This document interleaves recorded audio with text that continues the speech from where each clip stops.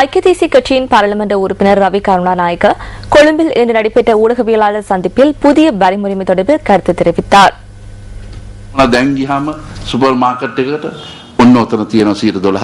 Market சென்றால் தற்போது 12 வீதத்தால் பெறுமதி சேர்வரி அறவிடப்படுகின்றது. மரண சடங்குகளுக்கு கூட 300 வீதத்தால் கட்டணம் அதிகரிக்கப்பட்டுள்ளது. திருமணத்திற்காக அறவிடப்பட்ட 30 ரூபாய் தற்போது 5000 ரூபாவாக அதிகரிக்கப்பட்டுள்ளது. தற்போது அரசாங்கம் தமது திறமையின்மையினால் ஏற்படும் செலவீனங்களை தாங்கிக் கொள்ள முடியாத நிலையில் அனைத்து பக்கங்களிலும் வருமானத்தை அதிகரிப்பதற்கான வரியை அறவிடுகின்றது. நாட்டின் கடனின் அளவு ரூபாவின் பெறுமதி குறைவடைந்தமையினால் 27,800 கோடி ரூபாவாக அதிகரித்துள்ளது என மத்திய வங்கியின் ஆளுநர் தெரிவிக்கின்றார்.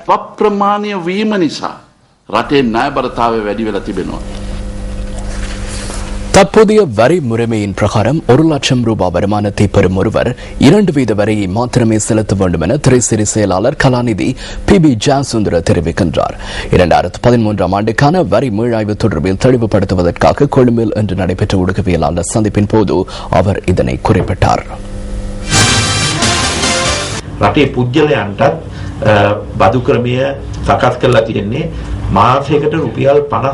நாட்டின் பிரஜை ஒருவர் மாதம் ஒன்றுக்கு 50,000 ரூபாய் அல்லது அதற்கு குறைவான வருமானத்தை பெறுவாராயின் வரி செலுத்த வேண்டிய தேவை இல்லை என்ற அடிப்படையிலேயே வரிமுறை தயாரிக்கப்பட்டுள்ளது.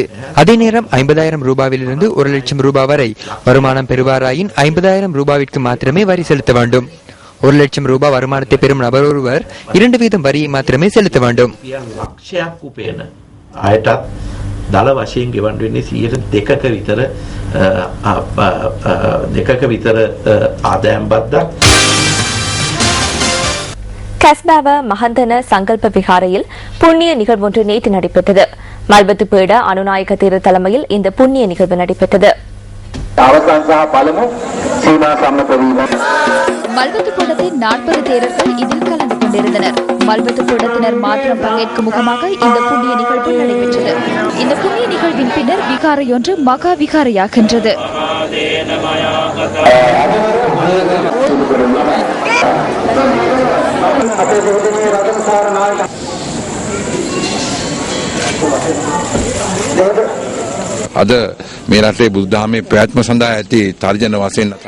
நாட்டில் இன்று பௌத்த தர்மம் நிலைத்திருப்பதற்குள்ள அச்சுறுத்தல்களாக காணப்படும் விடயம் என்னவெனில், இலங்கையில் 10,972 விகாரைகள் உள்ளன. அண்மை காலமாக சுமார் 1,700 விகாரைகளை மூடிவிட நேர்ந்துள்ளது. அத்துடன் 880 தேரர்கள் துறவரத்தில் இருந்து விலகிச் சென்றுள்ளனர். இந்த நிலையில் இத்தகைய விடயங்களை ஆரம்பித்து நாம் குறிப்பாக பௌத்த சாசனத்தை கட்டியெழுப்புவதற்கும் அதேபோல் ஒழுக்கமுள்ள பிக்குகளை உருவாக்கி நாட்டில் பௌத்த எழுச்சிக்கு வலுவூட்டும் வகையில் இவ்வாறான புண்ணிய கர்மங்களை நடத்துவது வரவேற்கத்தக்க செயலாகும். බෞද්ධ ප්‍රබෝධයට ශක්තියක් ලබා දීමට මෙවැනි උත්සව සංවිධානයකින් අපි දකින්නේ ඉතාමත්ම අගනා ක්‍රියාදාමයක් වශයෙන්. யாழ் பல்கலைக்கழகத்தின் கல்வி செயற்பாடுகளை மீள ஆரம்பிப்பதில் நிலவிய பிரச்சினை முடிவுக்கு கொண்டு வரப்பட்டுள்ளதாக உயர்கல்வி அமைச்சு தெரிவித்துள்ளது. மாணவர்கள் சிலர் கைது செய்யப்பட்டதை தொடர்ந்து யாழ் பல்கலைக்கழகத்தின் கல்வி செயற்பாடுகள் சில வாரங்களாக தடைப்பட்டு வருகின்றன. இந்த நிலையில் பல்கலைக்கழக நிர்வாகத்திற்கும் உயர்கல்வி அமைச்சர் SV திசாநாயக்கவுக்கும் இடையிலான முக்கிய சந்திப்பு ஒன்று நேற்று நடைபெற்றுள்ளது.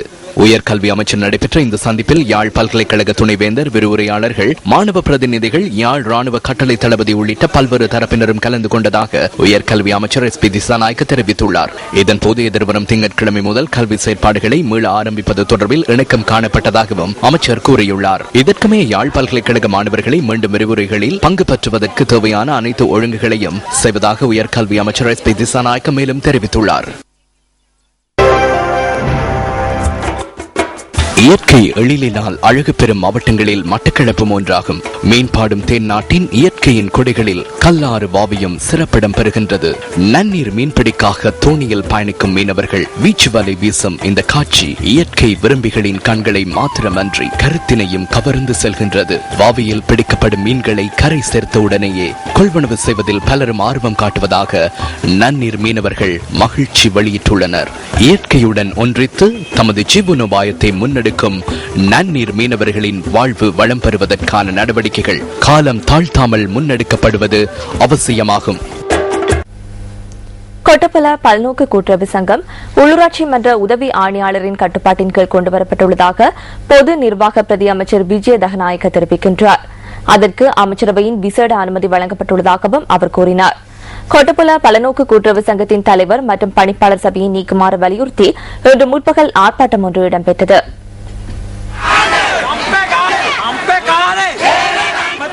கொட்டப்பல பலநோக்கு கூட்டுறவு சங்கத்தின் பணிப்பாளர் சபையையும் தலைவரையும் நீக்குமாறு வலியுறுத்தி அதன் ஊழியர்கள் இன்று முற்பகல் ஆர்ப்பாட்டத்தில் ஈடுபட்டனர். கடந்த டிசம்பர் 17ஆம் தேதி ஊழியர்கள் ஆரம்பித்த எதிர்ப்பு நடவடிக்கையின் மற்றொரு கட்டமாக இந்த ஆர்ப்பாட்டம் முன்னெடுக்கப்பட்டது. ஆர்ப்பாட்டம் காரணமாக தினியாய மாத்திரை வீதியூடான போக்குவரத்து தடைப்பட்டமையினால் பயணிகள் அசௌகரியத்தை எதிர்நோக்கினர். இது தொடர்பாக கொட்டப்பல பலநோக்கு கூட்டுறவு சங்கத்தின் தலைவர் பாந்துள்ள ரணவாக்கவிடம் நாம் வினவினோம்.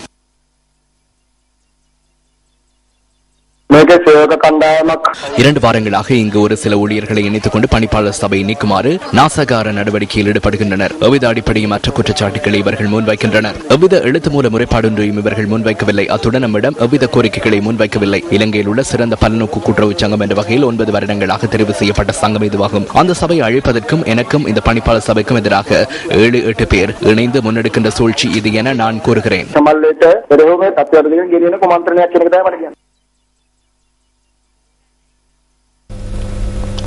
திருகோணமலை சீனன்குடா துறைமுகத்தின் தனியார் எரிபொருள் களஞ்சிய சாலை வளாகத்தில் உள்ள தனியார் களஞ்சிய தொகுதி நுழைவாயிலில் கேப் ஒன்று ரயிலுடன் மோதியதில் ஒருவர் காயமடைந்துள்ளார். இந்த விபத்தில் படுகாயமடைந்த குறித்த நபர் திருகோணமலை வைத்தியசாலையில் அனுமதிக்கப்பட்டுள்ளார்.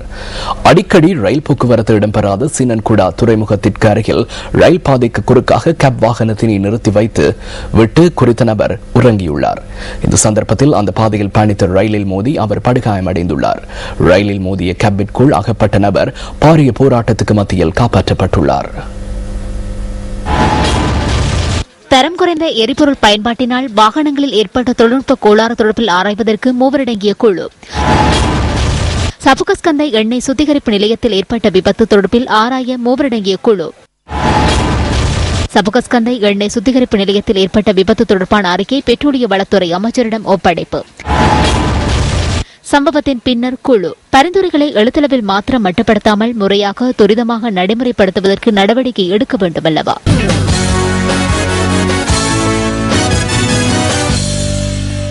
இலங்கைக்கு எதிராக சிட்னியில் நடைபெறும் 3வது இறுதியான டெஸ்ட் கிரிக்கெட் போட்டியில் 48 ஓட்டங்களால் ஆஸ்திரேலியா முன்னிலை பெற்ற நிலையில் இன்று 2ஆம் நாள் ஆட்டம் முடிவுக்கு வந்தது. இதேவேளை இன்றைய தினம் மதிய பூசண இடைவேளையின் போது முன்னாள் நட்சத்திர வேகப்பந்து வீச்சாளரான கிளென் மெக்ரா சர்வதேச கிரிக்கெட் பிரிவின் ஹால் ஆஃப் ஃபேம் விருது வழங்கி கௌரவிக்கப்பட்டார்.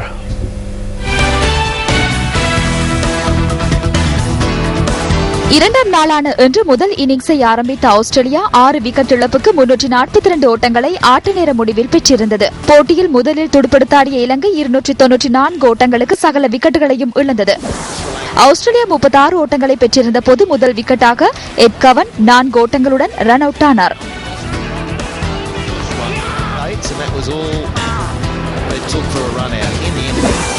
டேவிட் வார்னர் மற்றும் பிலிப் ஹியூஸ் ஜோடி 2ஆம் விக்கெட்டுக்காக 130 ஓட்டங்களை பகிர்ந்தது. பிலிப் ஹியூஸ் 9 பவுண்டரிகளுடன் 87 ஓட்டங்களை பெற்றார்.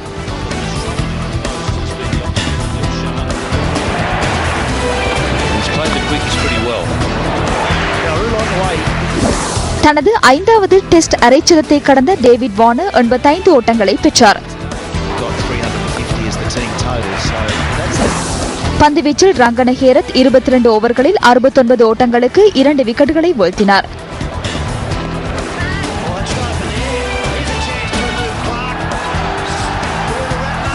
வாழ்நாளில் ஒரு தடவை மாத்திரமே கிடைக்கக்கூடிய ஹால் ஆஃப் ஃபேம் விருது முன்னாள் வேகப்பந்து வீச்சாளரான ஆஸ்திரேலியாவின் கிளென் மெக்ராத்துக்கு கிட்டியது.